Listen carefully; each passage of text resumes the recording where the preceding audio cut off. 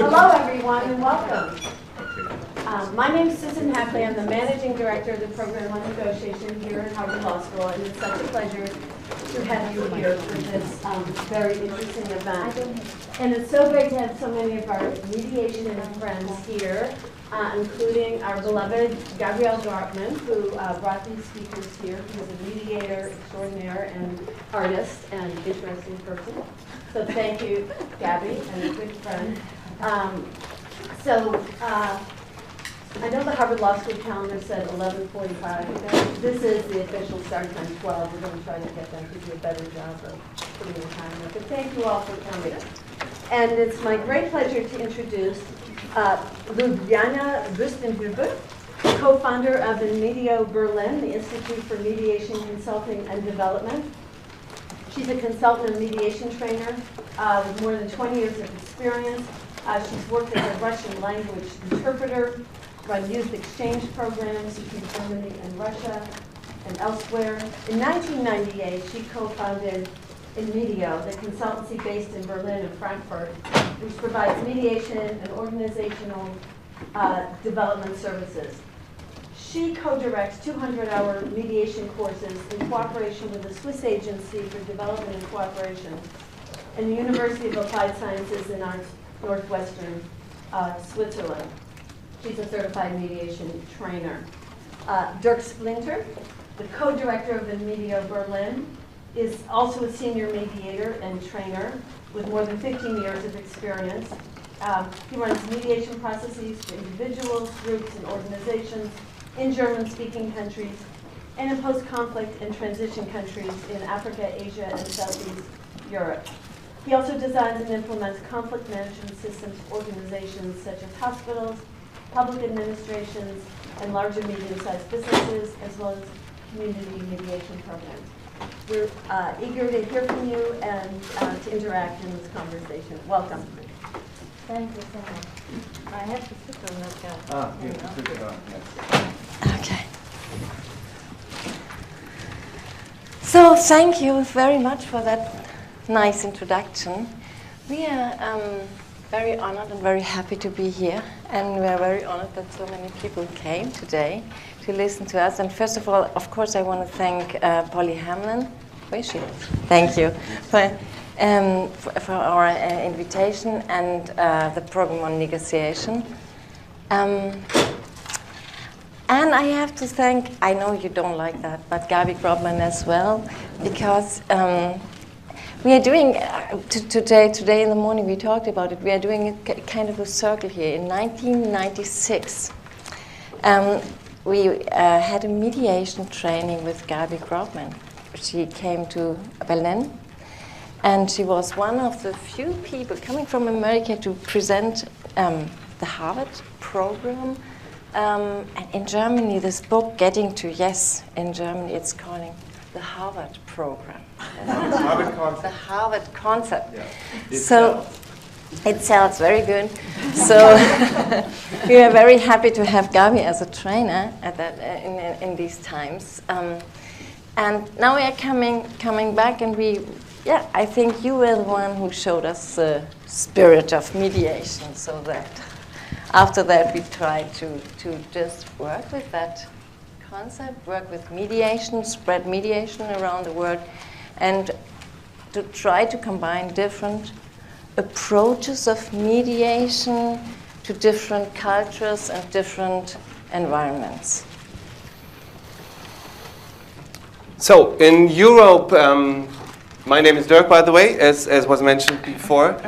We are running our small institute together, providing mediation services in Germany and one-year training courses, but in projects to support local mediators in post-war situations in different countries as well, and we'll highlight some in the next 25 minutes. I hope we will manage to be finished with the presentation itself, so we should have lots of time for questions and answers. As you all know, in Europe, or particularly in Germany, since 1 year, everybody is talking constantly about the so-called refugee crisis. We don't like too much the notion of crisis here, because it like gives a negative connotation to the refugees themselves, but we don't have a better term though.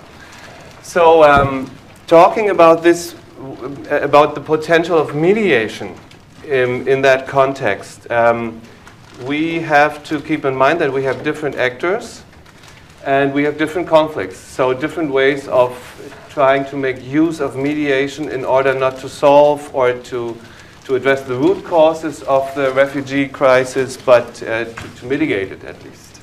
We'll highlight. Am I in the way? How can I get out of the way here? You can just move to the left. How? Like that? Yeah, sure. Better? Yes. Better. So,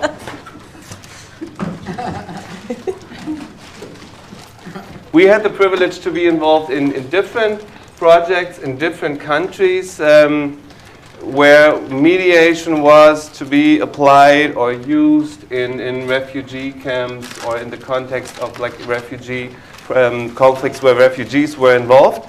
And we are going to start one in Germany as well and make use of the experience that we made in different countries. Let me start with Kenya. This is the Kakuma refugee camp in Kenya, which hosts some 300,000 refugees, most of them since more than 25 years. They came from Somalia at the beginning of the 90s. But then there was another wave coming 2-3 years before from South Sudan, when the South-South conflict erupted or escalated. I think it was 2012 or 13.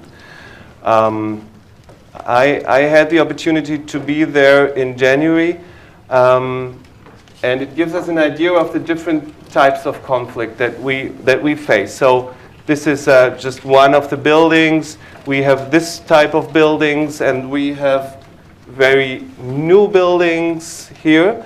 And this is a settlement of the host communities, I mean of the surrounding communities. So as you can maybe guess from the picture, one of the biggest problems they have is conflicts between the refugees and the host communities who feel neglected. And they have a point there. It would happen that since after UNHCR has cut the supplies for firewood in the camp, they just don't have enough firewood to cook. I don't know. They get it every 3 months, but it's only enough for 1 month. So what happens is that women go outside the camp to collect firewood. They get attacked by people from the host communities, they get raped, and so on and so forth. In addition to that, host communities, I mean, the core conflict maybe is not between the host communities and the refugees, but between the host communities and the international agencies. And they don't make a differentiation here between UNHCR, who are running the camp, and international INGOs or agencies like USAID, JICA, or the German development. In Turkey, to highlight another example, where southern Turkey, where now I think more than 2 million refugees from Syria live, they have sort of two types of refugees. They have those refugee camps, and we all know this sort of pictures where the refugees are provided with food and so on and so forth. But also they have, sorry for the bad quality of the picture, they have refugees who just stay there in the southern part of Turkey as guests. Officially they are guests. They don't have a legal status as refugees. They just live there, they're rented apartments. Some of them run some businesses. So what happens is it has an effect on the communities, obviously. The rents are increasing. There are some people from the host communities who benefit from that. There are others who don't benefit from that. So we have different types of conflicts here. We have a conflict as well between those who benefit from the presence of the refugees and those who don't. And mediation and conflict resolution should very much try to focus on how could they share the benefit, so to speak. So one of the attempts that we made here was to involve those guys, the muhtars. They are the traditional community leaders, because it was obvious that just working with the refugees doesn't make sense here. Also, we try to involve like different NGO workers. Some of them were focusing on working with refugees in the camps. Some of them were focused on working with those refugees who lived as guests. One of the technical problems here was that the Syrians speak Arabic and the Turks speak Turkish, and there were only very, very few who would speak English or speak each other's language.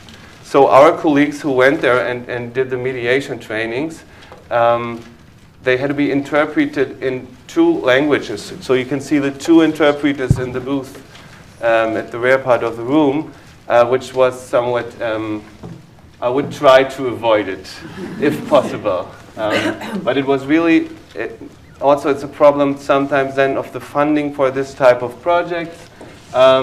They tell you, at least the German Foreign Office does, unfortunately, you can start in October and you'll be finished by December.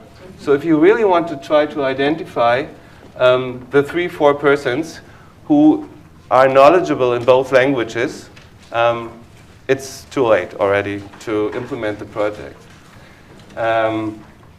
What the German Development Service, the so-called GIZ, Sorry for that. in Kenya, coming back to the Kenya example now, is to focus on those conflicts between the host communities and the refugees, trying to provide assistance to both of them. And one part of that project was to implement mediation for youth, but also for elders. And we had other groups of people who we could start with and build on existing structures.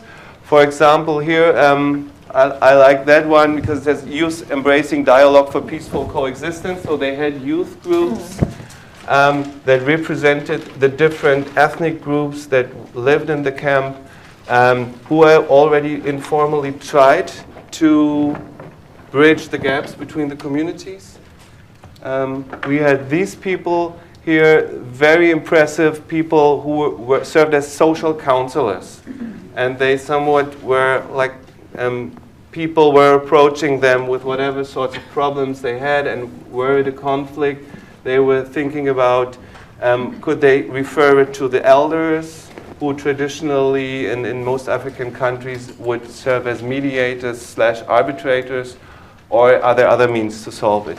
So here what GIZ will try to do is to build on those existing structures and use them in order to implement mediation as a means to solve the existing conflicts. Even more important than the conflicts between the refugees and the host communities, in this case of the Kenyan refugee camp and in others, is the problem that, for example, from the South Sudanese conflict, we have both representatives of both groups living there in the camp. And you can imagine that whatever problem occurs, if people from both groups are involved, be it, I don't know, a little quarrel when they queue up at the water tap. Whatever problem evolves, it becomes an ethnic conflict. So we have to focus on that. And we faced a similar situation when we started to implement a project. It's very long ago, but we can build on that in the late 1990s, right, Ljubjana? Yes. In Switzerland, where people like these were living from the war in the Balkans. Yeah, and it's, of course, that's long ago, and we were kind of, which one? I don't have my glasses, okay. Yeah. So,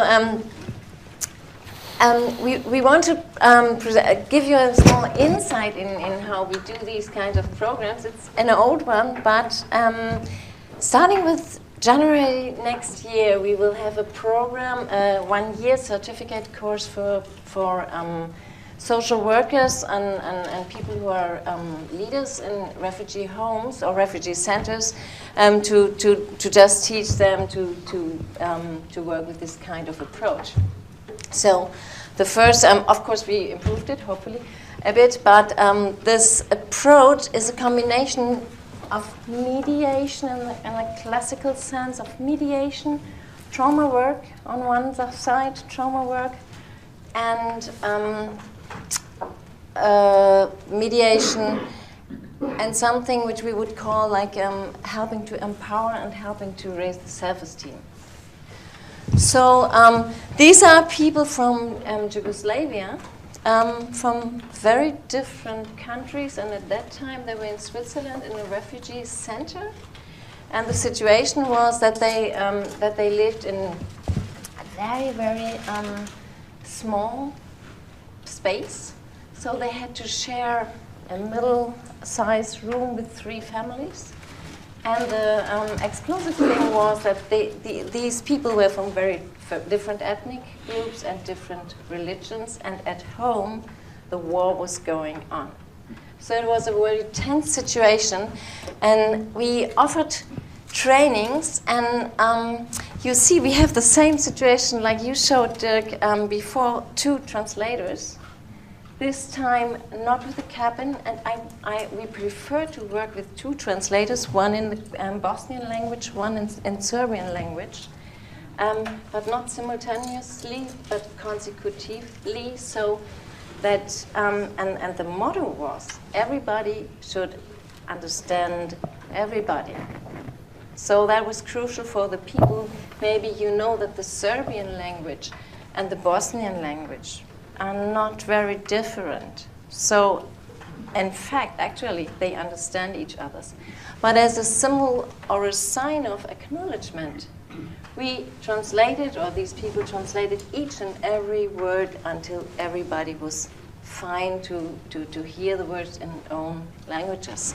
So that was one contribution from our side to acknowledgement to this tense situation.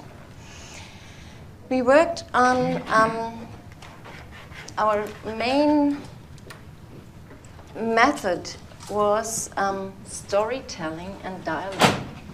So here you see somebody drawing a picture, and very often we asked the people in this mixed groups. So all the ethnic groups, all the representatives of them were in one room, to draw pictures of different issues, and then to tell the story. So why draw pictures? It's of course not because of we want to do an art thing, but it is because then people can better focus on their story, and only they have the right to tell their story. Nobody has the right to question that story.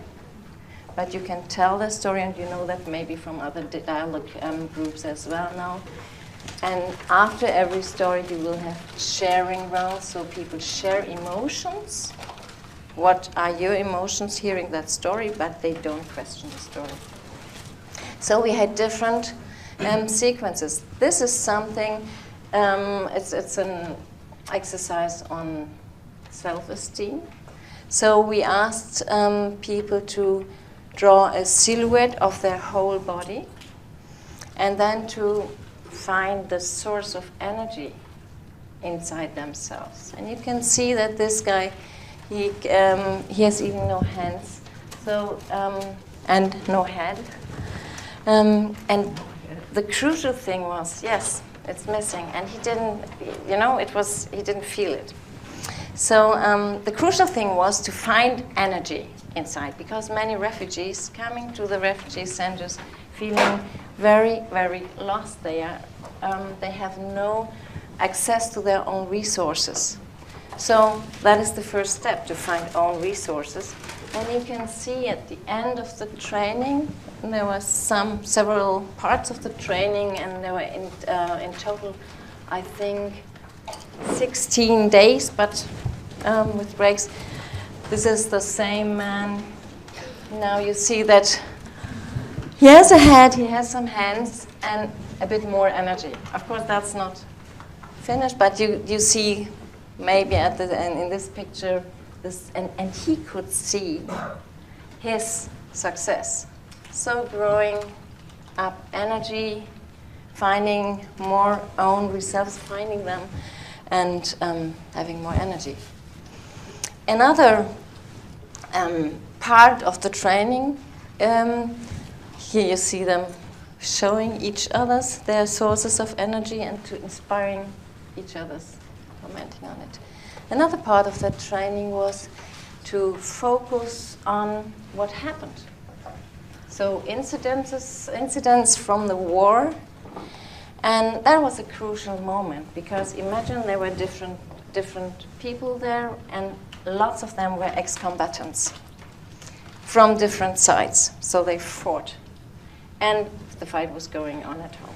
So they told their stories, and they shared. And this is I think this is maybe the heart of the approach. They shared emotions, and they could find out that the emotions and the suffering for different people, even from different sides, is the same. So we could come. Then this is another picture of what happened. So the incidents from the war. You see, they have very different ways to express it, but crucial that they can express something. Here you see this sharing around. Weather was good. It was at summertime, and everybody is showing here his picture, and then we are talking about one picture and then one story, and if this story is finished, and the sharing round, and then will have the next picture. When at the same time we worked on mediation skills, basic mediation skills like active listening, how to summarize, how to understand people, you know, all that stuff. So, and on trust building. So here you can see that the group is already starts to be a team. So I don't know whether you know it's a challenge for people who are enemies or who don't like each other to work on one sheet of paper at the same time. It can be very, very explosive. So they worked on that, and at the same time we founded mediation teams. And of course these teams sustained from different ethnic groups, religious groups, maybe a mixture of old and young. So we have our mothers, and there were some mothers, and that was very helpful as well, and ex-combatants, so that the conflicts which were in the refugee center between different representatives of the different, so as Dirk said, every conflict, even in about who is first in the queue for food, every conflict starts to be an ethnic conflict, of course, in these heated situations. So they founded mediation teams, and they did peer mediation, of course, amongst adults, so peer mediation, so mediation offered from them to other people who were who lived in that refugee homes.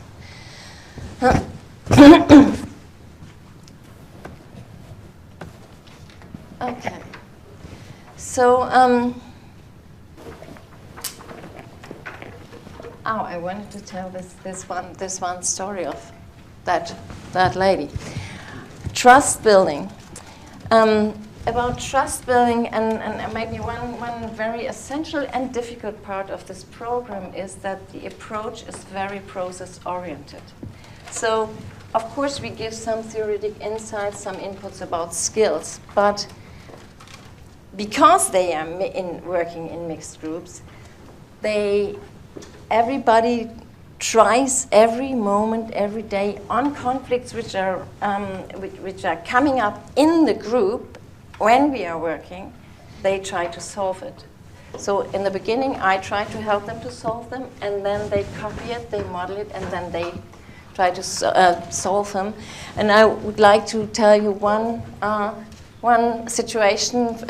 This lady here, Slavica, she announced that tomorrow would be her birthday and that she will not come. tomorrow and maybe not the next days, because she already knew that she would fall in deep depression. Asking about why, of course she told the story. She didn't told that before, that all her family was killed by Serbs. So people started to talk so they already knew some techniques, active listening. They started to think together with Slavica about options, how to, maybe there would be other options than to fall in deep depression. So they talked about it, and they just changed perspectives. And I think a very important point for Slavica was when the Serb representatives, there were 2 or 3 in the group, they said, okay, you know what, we will not come tomorrow, so that you can come. And that was kind of turning point, you see, this kind of changing perspective. And then Slavica was able to say, no, please come. And then we talked about, you know, very, very step by step how to do that birthday, so that for her family would be some flowers here, so that they could, and no congratulations, you see, nobody can, please don't say happy birthday. So we planned that birthday together. And while doing that, that was really hands-on to learn these skills, change perspective, thinking about what people think, finding solutions even in very difficult situations. So basically that's how we worked every day. So you have to be ready, if you do these kind of training, you have to be ready for surprises and to react very spontaneous to different situations. And maybe some more words from your side, how we... Yeah, so in essence what we feel is it's possible to implement peer mediation in refugee camps, but it has not to be just mediation training. Then there has to be a dialogue among the trainees, if they represent different ethnic or different political groups, in order to prepare them to be able to work in teams and be role models for the conflict parties. Yeah. And if you don't solve the conflicts raising up in the group, in the mediation group, then it's for nothing. You know, it would be theoretically, and I think they would not adopt it. So you have to just adjust on conflicts which are actually coming up in the group. So, and this type of dialogue that we developed for this, where people would meet in small groups and start with sharing their experiences and individual stories and horrible stories of what happened to them in the war or in violent conflicts. Starting by this and then coming to a point where they would feel like, okay, but now what should we do? Can we really work together in order to help others to transform the communities? We call it from shared narratives to joint responsibility, in short, share. We applied it not only in refugee camps. This is, for example, a project in Nepal where former Maoist combatants have to be reintegrated in the society, and they do the same with people from the communities where they recently settled. They have founded their own organizations, and they do it. Now they continue doing it. Similarly, in Egypt, was at the end of 2012, before the current President al-Sisi took over, when people were still a bit more hopeful on what would happen. We used this sort of dialogue for female politicians representing more Islamic and secular factions of society. Mm-hmm. Yeah. So this was more about how to how to overcome. Sorry, I have to drink water. How to overcome, even if you are from very different political parties and from very, very different religious backgrounds as well. How to maybe work together as politicians. How to find joint issues and how to maybe work together as women. And these were politicians who ran for parliament and tried to be successful, which was, of course, this program has stopped now because and nowadays, at the current moment, there's no chance to help them. Okay, we forgot this. Thank you for your attention. Thank you. It's not a PowerPoint, it's just pictures. That was what we wanted to tell you about different examples of mediation in the refugee crisis and how it can be used. We are looking forward to your questions and comments.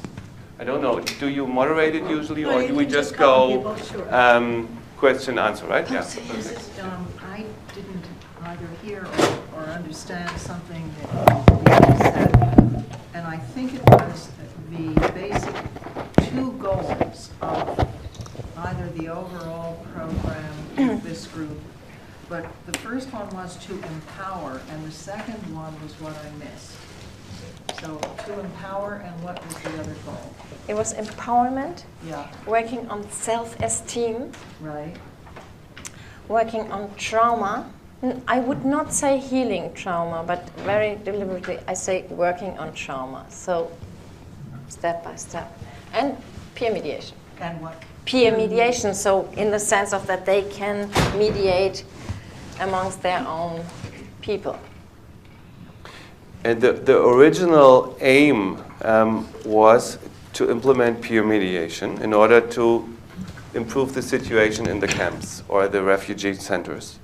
But then it turned out, okay, we cannot implement peer mediation without having a dialogue, a deep dialogue among those people who are involved, which then, as a side effect, in a sense, had also a trauma healing or trauma counseling effect. So it's like weaving one into another. Yeah.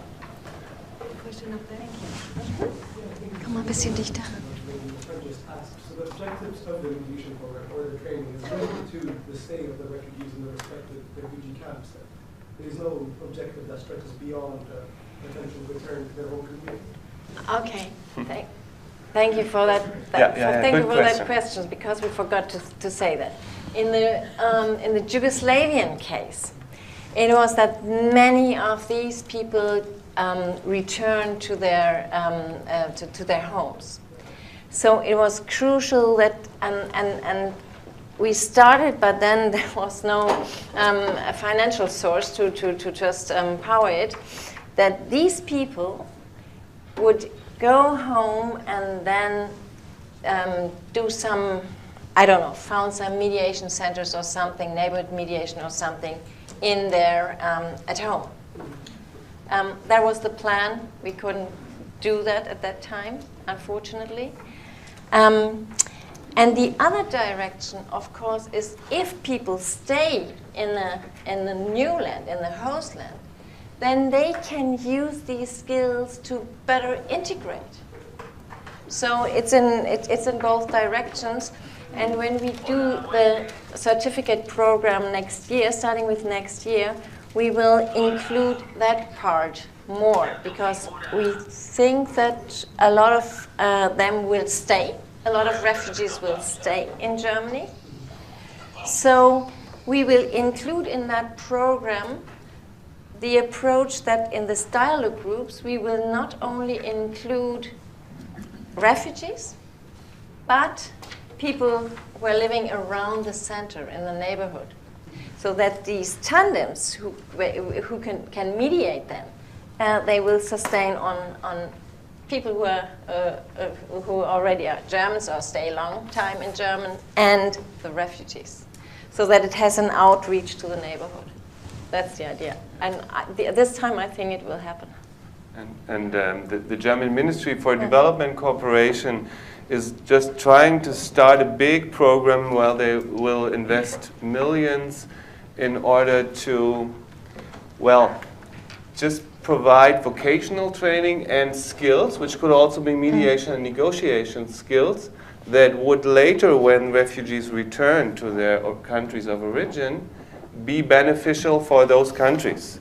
It's just difficult to implement it because you don't know when people will go back, you don't know where they will go back, and you cannot just train them in Germany or wherever they are, and then individually they are supposed to use it. They need some support structures then at the places where they return, and I think nobody at the moment has an idea of how to do it. Yeah. I don't know who has... 1, 2, 3. So in addition of teaching negotiation and mediation to the refugees, did you have a type of agenda of the problems that they had and try to negotiate or mediate the problems that they had as I don't know, like trying to figure out which were the biggest problems in some of the refugee camps and then work it out with them rather than just training them to how to negotiate or mediate?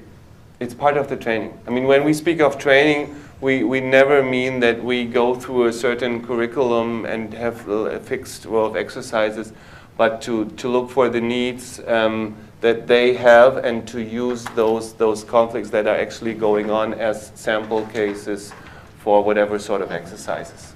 So it's part of the training. So, for example, if you see the Kenyan situation, which you showed before, it was more how to deal with a host community, maybe these kind of conflicts.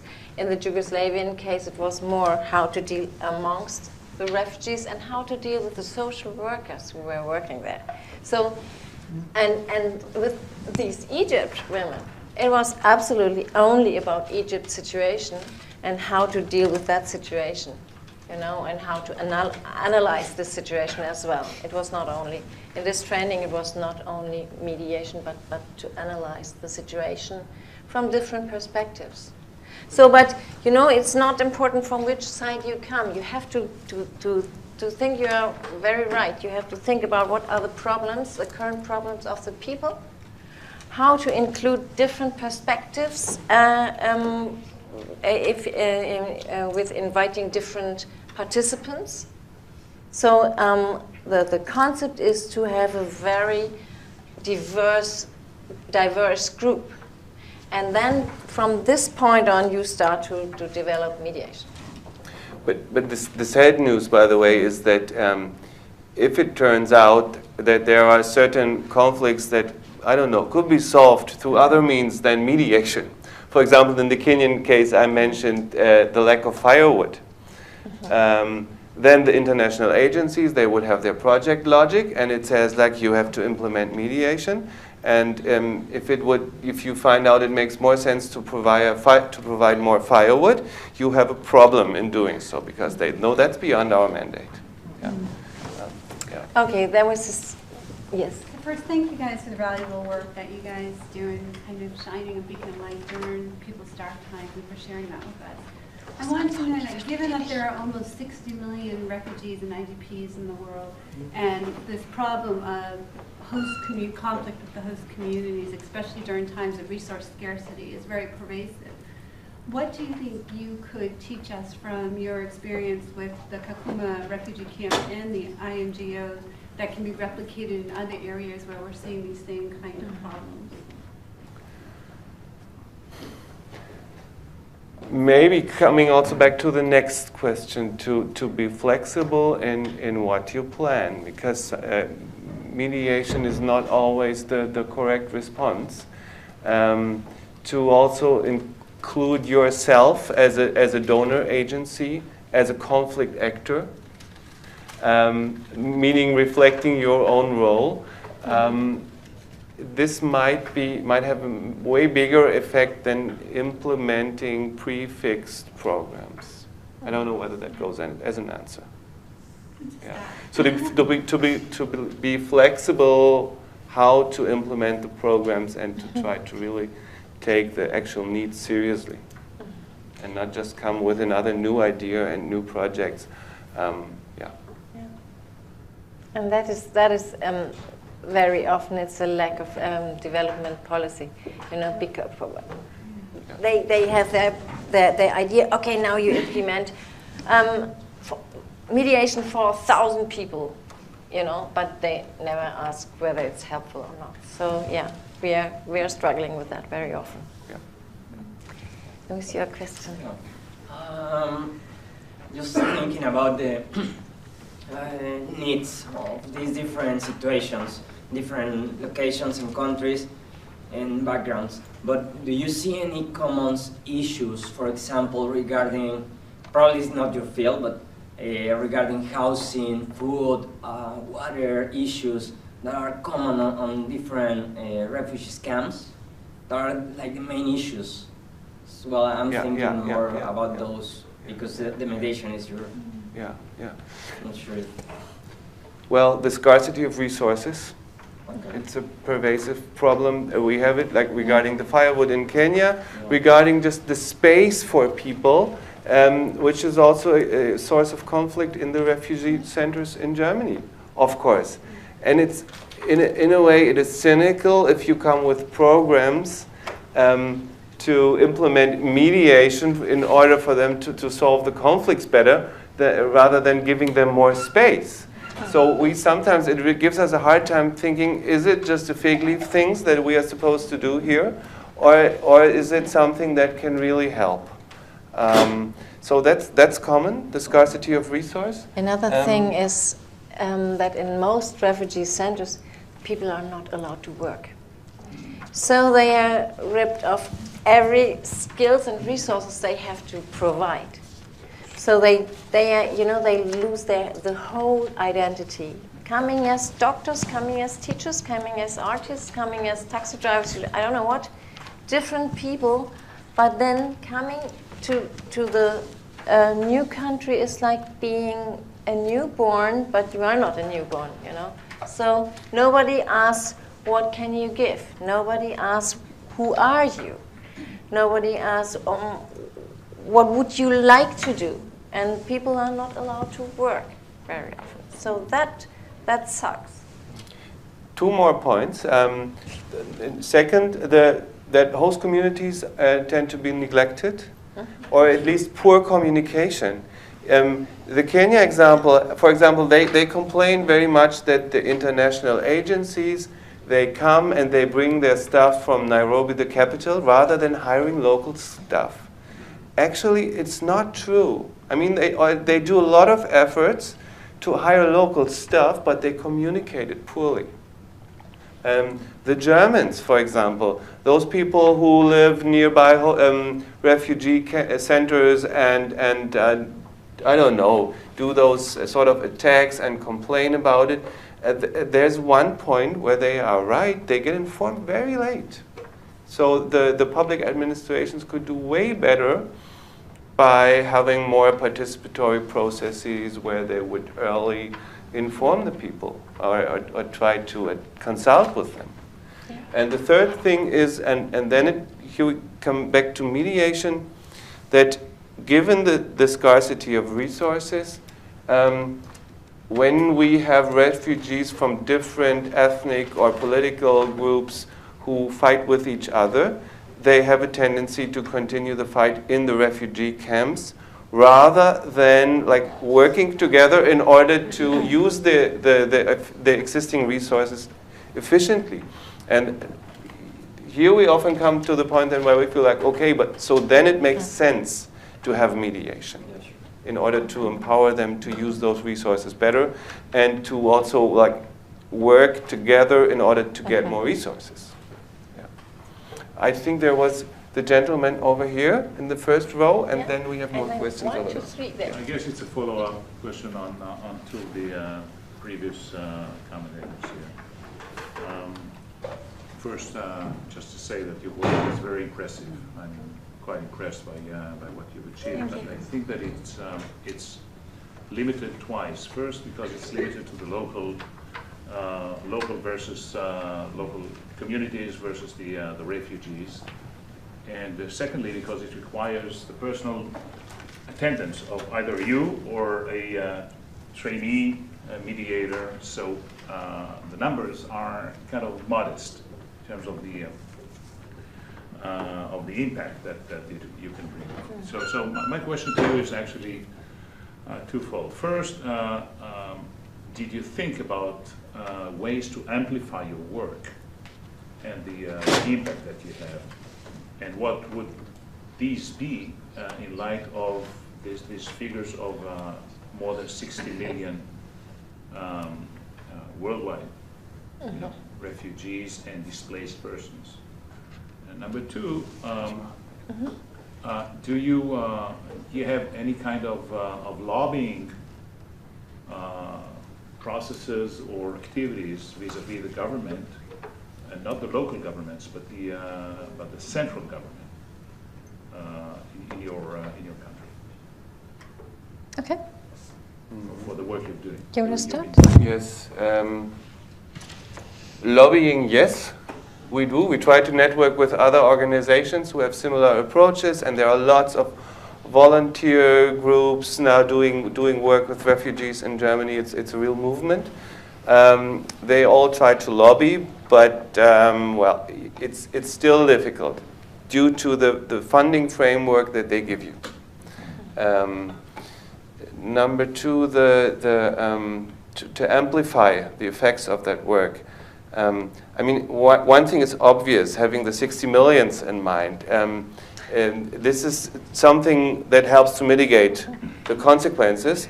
It doesn't address the root causes. In order to address the root causes, we need to, well, continue to work in peace mediation on a political level, plus better development work. But that's a broad topic, and it's not a new one. I mean, even in Germany now, they discuss about addressing the root causes of the refugee crisis, but it's a very old story. The root causes are not new. We know all this since 40, 50 years, and we know all the criticism about the inefficiency of development cooperation since decades, but it's still not changing. They just come up with new sophisticated programs about doing some work with the refugees rather than really addressing the root causes. So that's one limitation. The second limitation, again, refers to the funding frameworks. As you mentioned, in the first phase, it requires our attendance or the attendance of some trained mediators. It's supposed to... Let's look to them again.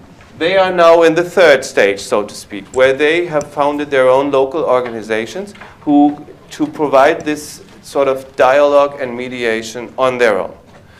So just to give you a number, we started that project in 2012, I guess? Yes. Right? So now we have 4 in Nepal, which is a small country, of course, but we have in Nepal 4 of these share centers for dialogue and facilitation, they call themselves, share center for dialogue and mediation. And they reached out to more than 1,000 people now, which is a small number, of course, but you know, a bit more than 1,000 people, and did some 250 everyday raising mediations. Excuse me for interrupting, but I was aiming at using some more advanced models of communication and reaching out, you know, social networking, etc., video conferences, okay, stuff yeah. like that. You know? Yeah. You too. So still on small numbers, you know. What needs to happen is, that people who have experienced this sort of dialogue and maybe it made a difference for them, they need to be encouraged to share this using media arts, writing poems about it, theater plays, and so on and so forth. We try to encourage them to do that. That's true, in order to reach a broader public. Again, we have the problem that oftentimes when these type of projects are working and the people are trained and they can do it themselves, the funding stops. Yeah. Even if they don't need much funding, but it stops totally. Yeah. Okay. I think we had a gentleman over there, and then you will here. Yeah, and you as well. Yeah. I see you. I was wondering if you could talk about how you came to work with these particular camps, and what, if anything, you did at the outset of the mediation and training to build acceptance of you as people, acceptance of mediation, acceptance of the process, and so forth. Yeah. You, me. Very, very different situations in every different. So to this Yugoslavian thing, Nobody planned a mediation program at that time. It was, I was invited to do something because they were just fighting every day. So, and I was very young, and they said, okay, can you just come do something? And I was so naive to say, yeah, okay, will. So I started, that was the approach then. And they came, the people, so the trainees, they didn't come because they wanted to learn mediation, but they came because they said later, we come to defend our own people. But the precondition was that we will work in, and I say, yes, you can. I can promise you that you will better defend your own people, you know, but the precondition was to work in mixed groups. So that was one way. But in other situations... Sometimes we are just asked, because we are hired as consultants. So we seldom have the opportunity to choose where we would like to work, because we feel this would make most sense. But we also have to wait when people ask us. Regarding the acceptance of mediation, it's a very important point. What we always try to do is develop hybrid models of mediation that build on the existing traditional mediation structures in the respective country. Most mediation trainings, we start with a little picture how mediation went around the world, because as you all know, the modern so-called mediation movement in the United States started off with people looking in Asia, South America, Africa, how traditionally people solve conflicts. And then they modified it, and now we facilitative mediators come back to those countries and again modify the approach and develop something. For example, in Ethiopia, we agreed then with the group of trainees to label it as a facilitative wise elder mediation, which is supposedly a contradiction in itself, but we're trying to bring the traditional wise elder mediation together with some elements from the facilitative style of mediation. And we modify it, of course.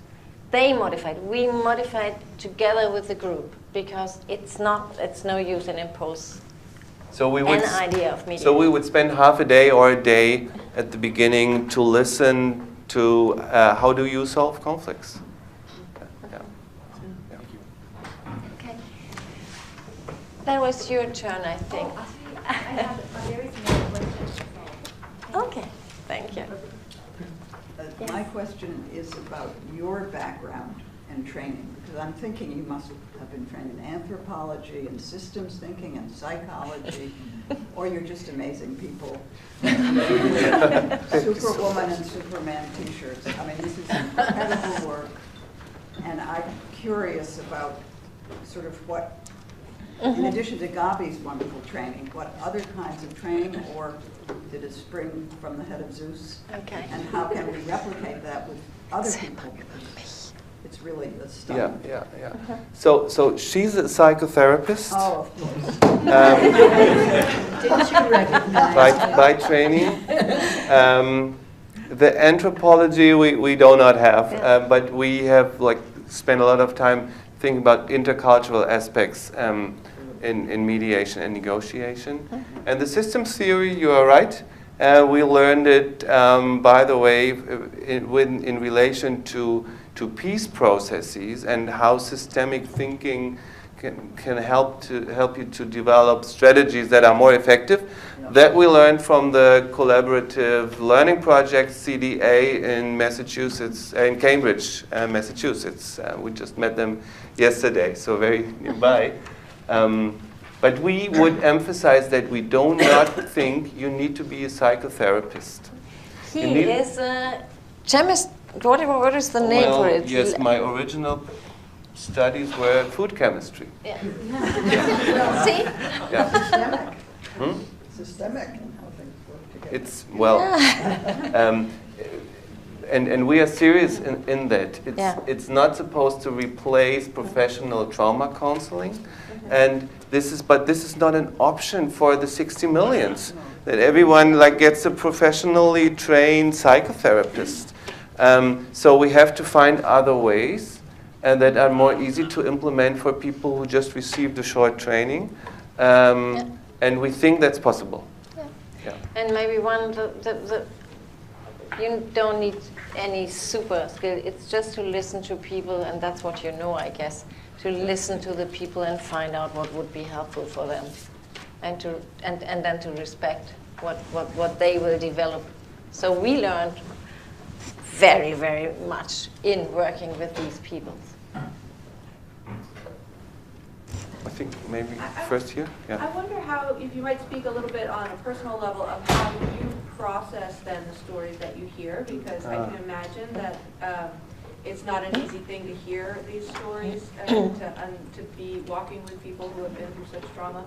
And I just wonder how you cope with that. You start. I learned it. So when I think back to this 20 years ago, is it almost 20 years ago, how I worked with that refugees, very often I cried in the evenings because I couldn't stand that stories.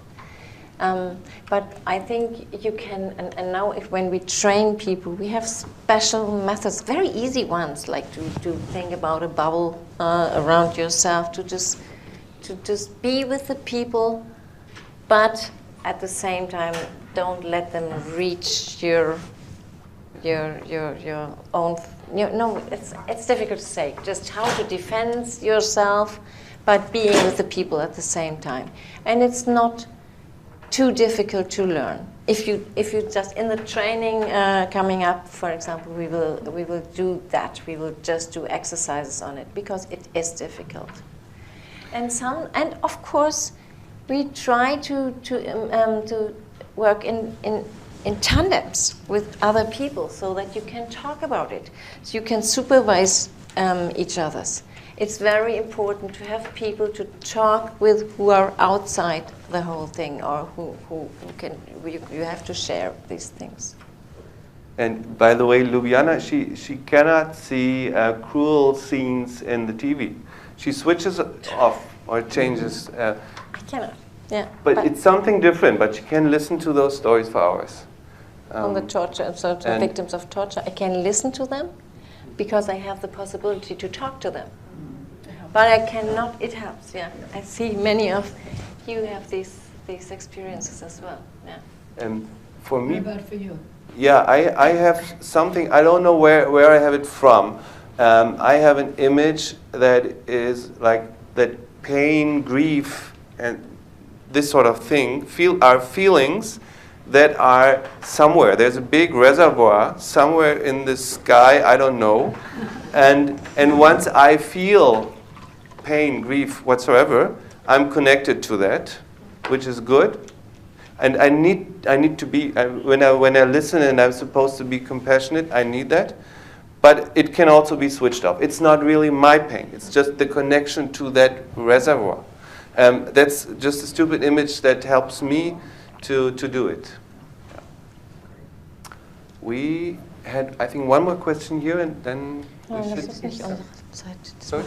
More in the way of a comment. Yeah. I'm a therapist who's also been doing work similar to this with a colleague in conflict resolution who's a mediator.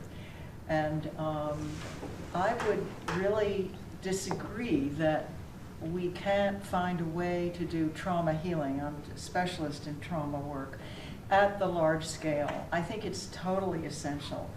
And I think what's needed, first of all, is a lot of education about what trauma is. Yes. And it's really not understood, and to differentiate to begin with PTSD from trauma. And I also would disagree that a therapist maybe isn't essential in a team, but multidisciplinary teams, I think, are really good for this kind of work. It's true. And therapists their work is essential, but in my view, what's needed so much is to move from the addressing things at the personal level, which I don't hear you primarily doing, but figuring out a way to move from the group to the really collective level. And I think that is going to be possible, but I think that's the goal I would like to see there. Yeah. Yep. Yep. I'm not sure whether it's a misunderstanding. We're just saying that to have the one-to-one settings that we are used to in psychotherapy and the length of this, this is just not an option for the 60 million due to resource No, problems. and I think groups But- may be but- more Yeah. appealing Yeah, than individual work exactly. anyway. No, yeah. but that's So we we would tried. exactly We need to make agree to use that. of this. Yeah. We totally agree in that. Yeah. Yeah. Thank you. Okay.